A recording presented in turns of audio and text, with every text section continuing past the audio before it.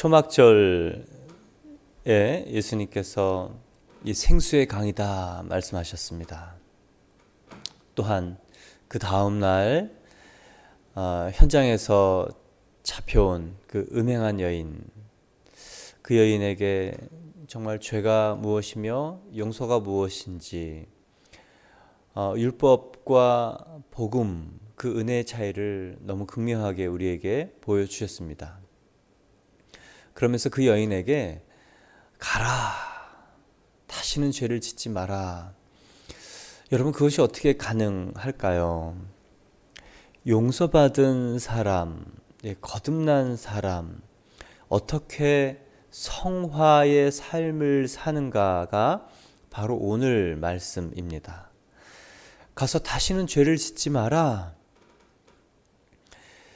이제 어떻게 이 여인이 그 삶을 살아갈 수 있을까? 음행의 일은 하지 않았을 거라 믿습니다. 그러나 소소한 작은 그 일들, 율법에 어긋나는 작은 일들을 이 여인은 어떻게 했을까? 율법으로 살았을까? 은혜로 살았을까?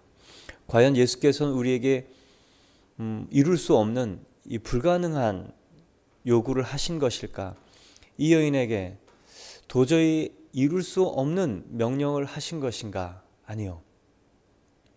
이미 그게 가능하다는 것을 아시고 우리에게 하시는 말씀입니다. 초막절에는 두 가지 이벤트가 있었다고 합니다. 첫 번째는 이 관제 행사, 물을 떠다 붓는 것이죠. 두 번째는 빛의 행사입니다. 물을 떠올 때 그 빛을 환하게 비추는 것입니다. 이 초막절 이렇게 물을 떠서 실로암 못에서 그 제단에 물을 뿌리는 그 관제 행사가 있었습니다. 이 생수를 붓는 이 행사였죠. 제사장의 행사. 이집트를 탈출하고 또 초막에서 유랑민으로 살던 이 출애굽 40년 동안 물이 없는 광야에서 40년 동안 목말라 죽지 않고 바위에서 샘물이 나고 그리고 가나안에 들어와서 정착 이후에 비를 내려 주셔서 열매 맺게 하신 그 일을 감사하면서 생명의 근원인 물을 주신 분이 하나님이십니다라는 감사의 고백과 행사입니다. 그래서 요한복음 7장에 예수님께서 나는 생수다, 물의 근원이다, 마르지 않는 근원이다. 유대인들이 깜짝 놀랐을 것입니다. 생수의 근원을 주시는 분은 하나님이신데 어떻게 자신이 생수라고 하는가? 너무 깜짝 놀랐죠. 더 놀라운 것은 나를 믿는 자는 그 배에서 생수의 강이 흘러나리라.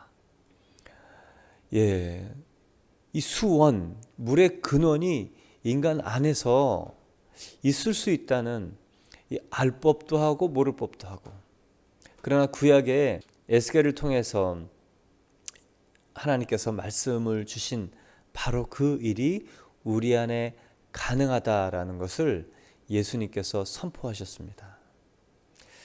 그러고 보면 유대인들이 예수님과 대화할 때 어리둥절하고 또 받아들일 수 없는 내용들이 많았을 거라 생각이 듭니다.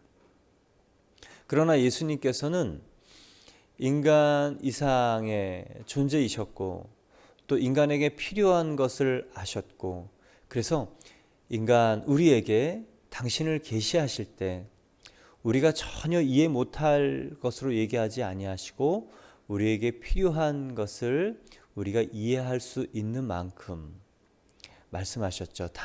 단지 마음을 열고 그분이 말씀하신 것을 곰곰이 받아들이려 할 때 그것이 이해되는 것이고, 또 거듭나면 정말 예수의 영이 우리 안에 들어오시면 그것이 이해되고 알아지고 감사가 되고 또 은혜가 됩니다. 그래서 예수님께서 성령을 보내주시겠다고 하신 이유가 요한복음 8장에 성령을 보내주시겠다고 말씀하신 것이죠. 요한복음 이 8장에는 이 가늠한 여인 얘기가 나옵니다. 이 여인에게 다시는 가서 죄를 짓지 말라라고 얘기를 하면서 오늘 본문을 하는 것이거든요. 나는 세상의 빛이라. 어떻게 새로운 삶을 살 수 있는가? 그 이유.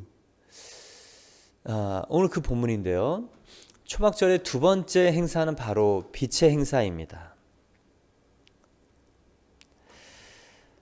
유대인들의 그 하루 일몰과 함께 시작되고 그 새벽에 제사장이 실로암 못에 가서 물을 떠오고 그 물을 부을 때 이 성전 여인의 뜰 네 군데에 아주 큰 등대가 있었다고 합니다. 성소 안의 등대는 매일 불을 밝혀 놓지만 이 성전 안에 여인의 뜰 안에 있는 큰 등대는 특별 행사 있을 때만 불을 밝혔다고 합니다. 생수 붓는 일을 하기 위해서 큰 등불이 필요했던 것이죠.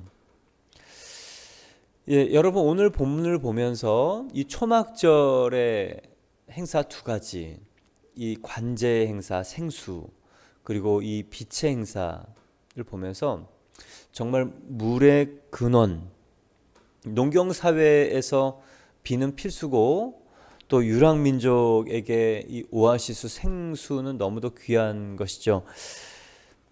예수님께서 이 초막절 생수라고 얘기하신 것은 생명의 키가 예수님에게 있다는 것입니다.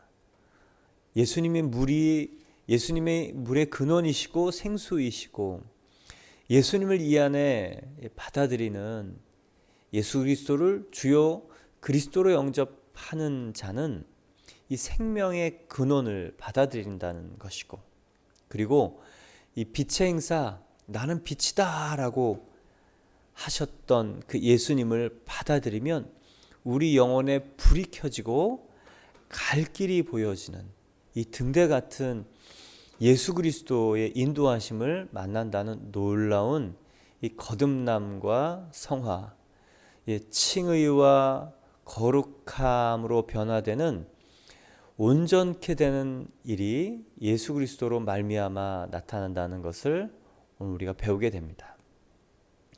가서 다시는 죄를 범하지 말라. 이것이 가능한 이유가 바로 빛이신 예수, 그분이 우리 안에 들어오면 이것이 가능한 삶이 된다는 것입니다. 12절 말씀을 보면 예수께서 또 말씀하여 이르시되 나는 세상의 빛이니 나를 따르는 자는 어둠에 다니지 아니하고 생명의 빛을 얻으리라 말씀하셨어요. 이 말씀에서 알 수 있는 것 첫 번째는 세상은 어둡다라는 것입니다. 아담과 이브의 자기가 주인 되려는 이 마귀의 꼬임에 넘어가서 하나님처럼 되려고 했지만 마귀처럼 되었어요. 어둠이 인간 세계에 드리워졌죠. 어둠이 드러난 이유는 딱 한 가지입니다. 하나님과의 분리, 생명의 근원이고 빛을 만드신 이 영광의 본체이신 하나님과의 분리, 이것이 인간 세계와 인간 안에 어둠이 시작된 바로 그 일입니다. 그래서 예수님께서 그 어둠을 밝히시는 빛이라는 것을 오늘 나타내 주시죠. 그래서 여러분 예수님을 따르는 자의 생명의 빛이 깃듭니다. 그 어둠은요 반드시 심판이 있습니다. 예수님께서 이렇게 오셔서 빛을 우리에게 주신다는 것은 언제고 그 빛으로 나오지 않는 사람들에게는 이 어둠의 심판이 있다는 것을 포함하고 있는 것이죠. 또한 예수님이 이 안에 쑥 들어오시면 예수님이 빛이시고 또 예수님이 이 안에 들어오시면 그 사람, 그 인생에 불이 켜진다는 말씀이에요. 우리는 다 예수님이 그 여인을 이해하고 또 우리의 처지를 이해하지만 분명한 것은 우리는 죄인입니다. 뭐 죄를 지어서가 아니고 들키지 않아서가 아니고 본질상 진노의 자녀이고 죄 아래 태어났기 때문에 죄인이죠. 그러나 예수님의 말씀을 따르면 허물과 죄로 죽었던 우리가 살아나는 역사, 허물과 죄로 죽었던 우리가 살아나는 역사, 예수님의 빛이 이 안에 들어오면 어둠이 밝혀지고, 그리고 그 말씀이 우리 안에 들어오면 희망이, 소망이, 인생의 갈 바가 알아진다는 오늘 인간에게는 너무너무 복된 소식입니다. 큰 등대가 있어야 항해를 한다고 하잖아요. 세상의 빛이신 예수 그리스도, 너무 놀라운 감사한 이야기입니다. 아브라함의 경우를 보면 갈 바를 알지 못했습니다. 근데 구약의 이 빛과 신약의 빛을 만드시는 방법이 조금 달랐어요. 구약에는 태초에 하나님이 천지를 창조하시니라 라고 말씀하시고 1장 2절에 하나님이 이르시되 빛이 있으라 하시니 빛이 있었습니다. 태초에 하나님이 처음으로 말씀으로 만드신 것이 바로 빛이었습니다. 그래서 말씀이 있으면 빛이 있고, 또 빛이 있어서 이 세상 일들이 그 다음 차곡차곡 시작이 됩니다.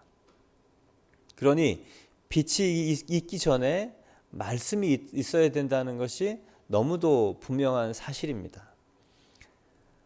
그래서 요한복음은요, 예수님은 빛이라고 설명하면서 1장 1절에는 로고스, 말씀이라고 얘기하세요. 말씀이 근본이, 원칙이, 원리고 법칙이 이 땅을 살아가는 기준이 이 등대가 되는 빛. 그래서 구약의 말씀이 빛을 만들어내신 것과 요한복음 신약의 로고스가 세상에 빛이 된 것 같습니다. 그래서 아브라함은요, 이 아버지와 함께 이렇게 새로운 일을 찾아서 고향을 떠납니다. 근데 중간에 아버지가 그만 죽고 맙니다. 그래서 어떻게 해야 되나, 이러지도 못하고 저러지도 못하고 그냥 주저앉아 있는 거예요.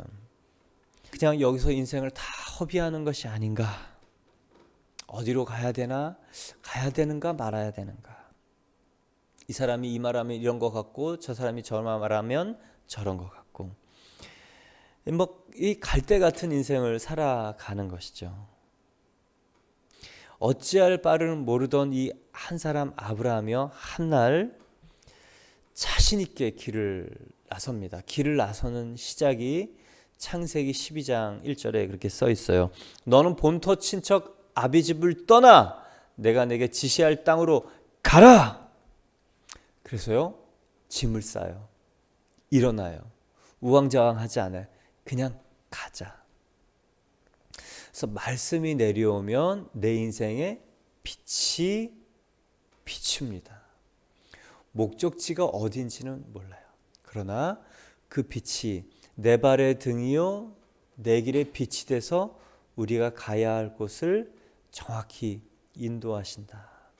그래서 말씀이 있어야 우리 안에 빛입니다. 근데 여러분, 예수님은 로고스 말씀이세요. 똑같습니다.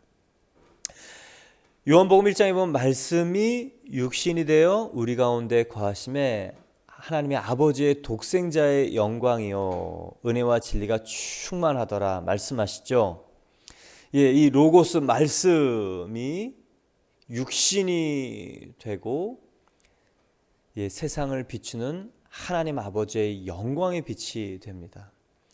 그래서 저와 여러분이 말씀이신 예수님, 그리고 예수님이 주신 말씀 깊이 마음에 새길 때 우리가 갈 바, 과정과 또 목적지 모를 수 있습니다. 그러나 주님이 기대하시는 곳에 갑니다. 요한복음 6장에는 오병이어의 사건이 일어나고 제자들이 그 풍랑 속에 예수님의 배 안에 임하시니 그 제자들이 가려던 곳에 도착하는 그 풍랑 속에 제대로 된 그 항해, 그리고 다다르려는 곳에 정박하는 것을 봅니다. 과정은 우여곡절일 수 있고 다 알지 못할 수 있지만 말씀이신 예수님이 이 안에 있으면 우리는 주님이 원하시는 곳에 갈 수 있고 또 그 과정 가운데 무슨 일이 있고 어떤 일을 만나도 평안할 수 있다는 것입니다. 여러분, 예수님이 빛이십니까? 빛이신 예수님이 우리 안에 계십니까? 여러분, 말씀을 정말 우리 안에 심고 있습니까? 바로 이거예요. 오늘 말씀은 그렇게 어렵지 않아요. 우리가 다른 사람 안에 말씀을 심으면 하나님이 태초에 말씀으로 빛을 만드셔서 그 세상사를 살게 하신 것처럼 우리가 다른 사람 안에 말씀을 심으면 그 사람이 바로 갈 길, 인생의 등불, 이 영혼의 불이 밝혀지고 갈 길이 보여집니다. 그래서요, 가야 할 곳이 분명한 사람은 방황하지 않습니다. 이리저리 헤매지 않아요. 목적지가 이렇게 보이는 사람은요, 달려가요. 운동선수들이 이 스타트가 굉장히 좋죠. 중간에 굉장히 레이스가 힘듭니다. 그러나 결승점이 보일 때 죽을 힘을 다해서 다른 거 보지 않고 가잖아요. 우리 안에 정말 그 달려가야 될 표대, 불러야 할 노래, 흔들 깃발, 이 예수 그리스도가 우리 안에 쑥 들어오면 인생의 불이 탁 켜진다는 거. 그게 놀라운 이야기입니다. 왜 우리 청년들이 그렇게 술을 먹고 요즘 마약을 하고 또 이 음란 사이트를 만들어서 그렇게 참 그렇게 마음 아픈 일들을 하는가? 돈이 없어서가 아니에요. 소망이 없어서 그런 겁니다. 자기 인생의 빛, 정말 이 예수 그리스도가 비춰주시는 이 존재감, 예수님 짤이 나는 예수님의 피값으로 구원받은 황송한 존재이다. 주님이 기대하시는 삶을 살겠다. 이게 없으니 정말 그 인생이 참 그럴 때마다 얼마나 안타까운가. 그러나 예수님이 이 안에 쓱 들어오면 말씀이 등대가 된다는 것이에요.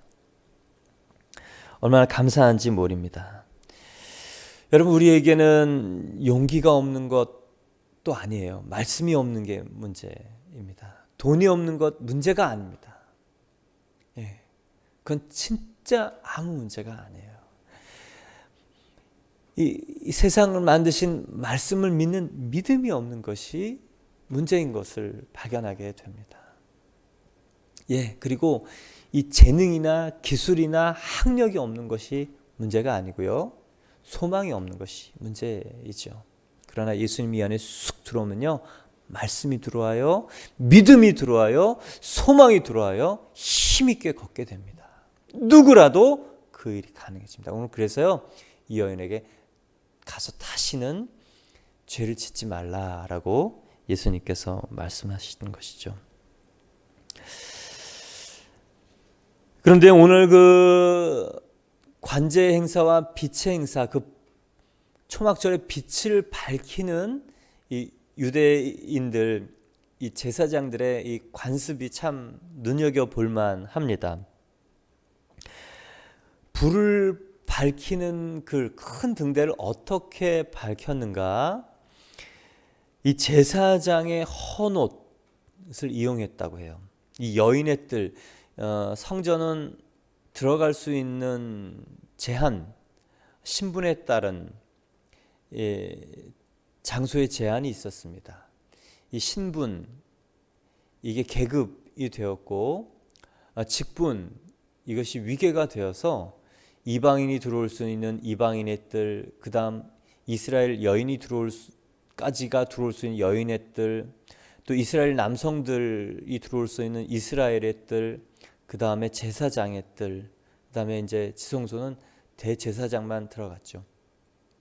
이 여인의 뜰에 있는 이 네 모퉁이의 거대한 등대, 이 촛불, 이것은 어떻게 불을 밝혔는가? 이 불은요, 나이가 가장 어린 수련 제사장, 그러니까 25살부터 훈련을 받아서 30세에 보통 일을 했죠. 그 나이는 시대마다 조금씩 변동이 있었다고 하지만 저희는 보통 25에서 29세까지 훈련을 받고 30세 제사장 일을 시작하고 50세에 은퇴하고 그다음 후학을 이제 기르는 일을 한다라는 이 내용들을 보편적으로 또 배웁니다.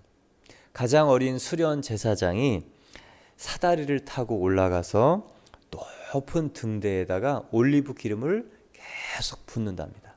근데 여러분, 기름이 심지가 있어야 타잖아요. 제사장의 헌옷을 이 올리브 기름 안에 꽉 넣어서 심지를 만들고 그것을 태운답니다.